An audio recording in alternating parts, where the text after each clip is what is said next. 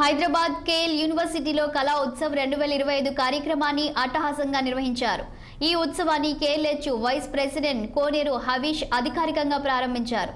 దేశ సాంస్కృతిక క్యాలెండర్లో ఒక మైలురాయిగా నిలవనున్న ఈ వేడుక భారతీయ సాంస్కృతిక వారసత్వాన్ని పెంపొందించేందుకు ఒక ఉద్యమం అని చెప్పాలి. బచ్చుపల్లి క్యాంపస్లో ఈ నెల 21-22 తేదీల్లో జరిగిన వేడుకను తెలంగాణ ప్రభుత్వ భాష సంస్కృతి శాఖ మద్దతుతో కేఎల్హెచ్ స్టూడెంట్ యాక్టివిటీస్ సెంటర్ నిర్వహించింది.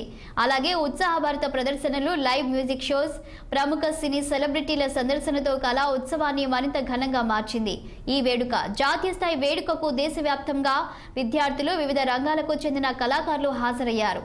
భారతీయ సంప్రదాయ కళారూపాలను మరింతగా ప్రోత్సహించేందుకు రూపొందించిన ఈ ఉత్సవంలో సంగీతం, సాహిత్యం, ఫోటోగ్రఫీ వంటి విభాగాల్లో పోటీలు నిర్వహించారు.